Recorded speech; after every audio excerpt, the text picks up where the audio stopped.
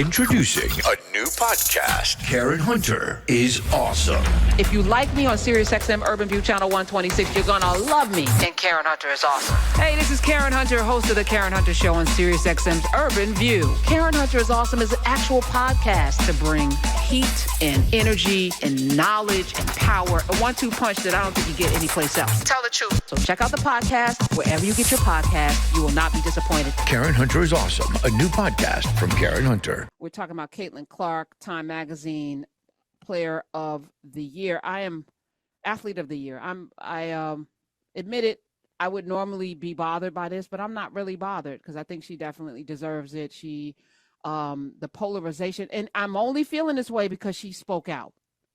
If she had remained silent, Roderick, I would still be out there being like, this woman is trash. I don't care that she could play basketball. She's horrible for the game and da-da-da-da-da. But she said some things that I think people are pretty bothered by. So let's play. Smith, do we have Caitlin's clip or should I read it? Okay, let's play Caitlin Clark's response. Earlier today, Megyn Kelly, she was saying that you were apologizing for your white privilege and the fact that you wanted to uplift black female. Hold up. So in the Time Magazine article, they interview her and she talks about growing up idolizing these players and wanting to be a part of this league and really not leaning into all of this racial stuff at all. Like it is not representative of who she is. And she knows that this league was built by black women and she went in and just, told the truth. And I appreciated it. So then Megyn Kelly, her predictable self said, she went on a rant and she said, let me read it. Look at this. She says, she's on the knee all but apologizing for being white and getting attention. The self-flagellation, oh, please pay attention to the black players who are really the ones, and she put caps, really the ones who we want to celebrate, condescending, fake, transparent, sad. These people only have like these limited words, right? The sad thing, that's a Trumpism, right? So I was like, how is she fake by telling the truth?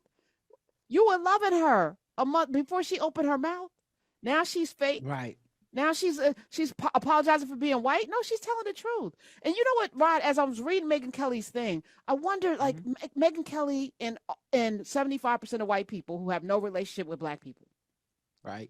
You have no relationship with black people. You self-segregate, but you know everything. You think you know so much, but you don't even have relationships with people, but you got opinions about things you know nothing about. And you got the audacity to open your mouth. As Drew said yesterday, people have mics when they need therapy. Yeah. More therapy, less microphones. You really need a reckoning. And it's a self-fulfilling prophecy because now Caitlin Clark is being harassed. They spent all this this time acting like black people was going out their way to harass Caitlin Clark and just make her life miserable. And last time I checked, the only people that's really trying to make her life hell is these people with these microphones. Like even the black people that had criticisms of Clark throughout the season, the criticisms weren't really of her. It was like, hey, she's not being bullied. This is a physical league. Hey, we're not picking on her. Donna Taurasi said all the rookies will struggle. It was stuff like that. It wasn't people just being like, she's sorry. It wasn't denial reality, but it is interesting, right? Because she said little things during the season that obviously let you know which way she was leaning, stood on it at one point when they asked her flat out. She's like, nah, I'm not with that racism. Stop using my name for that. They needed her to be silent so they could insert the racial grievance into the situation. And she took that from them with these responses. She took their ability to say, aren't you the victim here? She's like, I don't see myself as a victim. I see myself as a player that wants to be good. And it's a league that's not going to just let it happen. That's basketball. Come on. Period. So why do they need this racial animus? Because they need it. We've been accused of being race baiters. Right. On this, they accuse me of being somebody that you're just a race. No, I'm reacting. Stop doing the thing. And I promise you, I promise you, you'll hear nothing from me. Stop being racist. I will shut up. Yes. I have other things. Really... Wait, hold on. I have other things I can talk about. I'd much rather talk about a host of other things other than your bigotry. Promise you. Honestly, I really wonder, like, if it wasn't for racism, black people would sound so different if it wasn't for racism, because we would be more critical of then we could focus on our community more and be like, hey, I don't like what you doing or whatever. It might actually be bad. I don't know that it all be good, but I'm just saying, if it wasn't, a lot of things that make us seem unified is like, well, this racism is bad. It's like, I don't care if you're Bill Cosby and I don't care if you're Sanford and Son.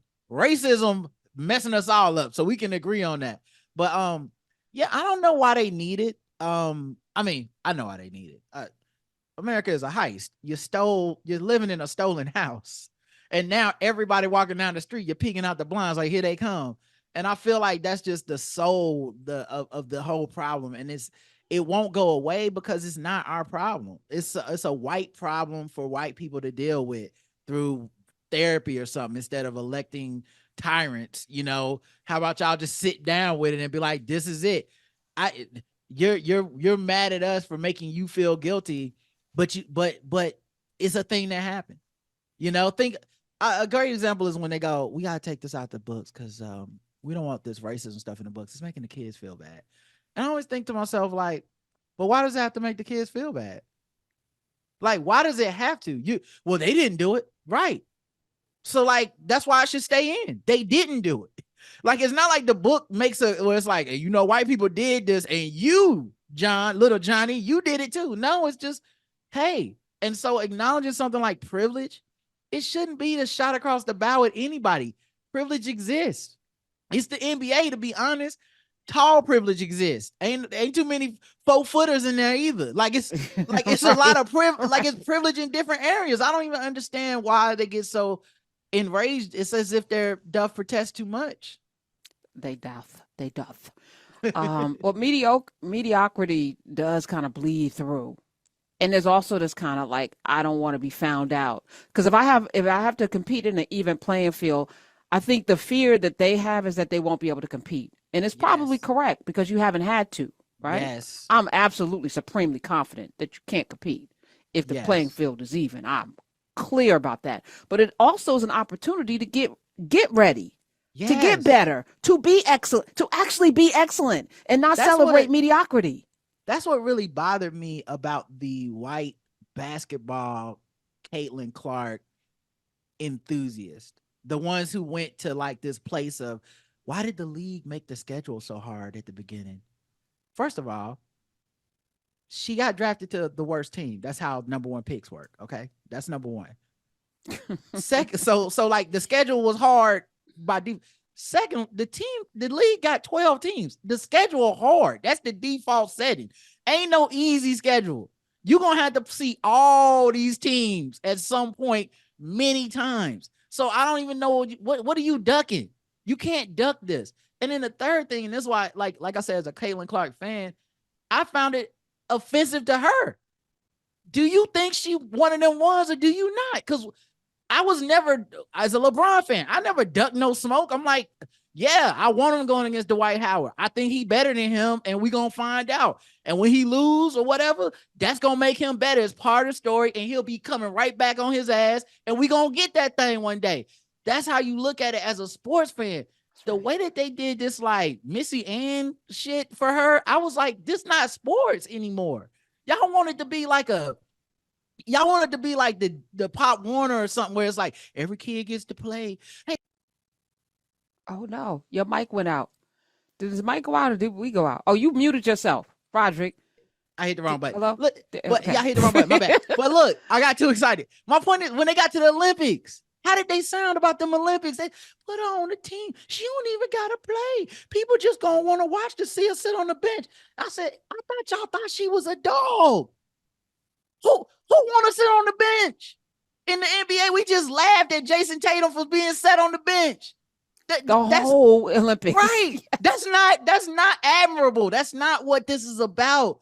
And I love that she addressed that in the timepiece where she's like, I don't want to just be sitting on the bench. I want to feel like I earned my spot.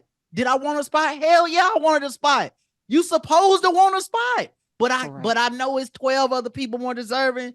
And so I'm gonna be right back on them in 4. The sports part got lost to me, and it was so disgusting. I'm so disgusted with so many people.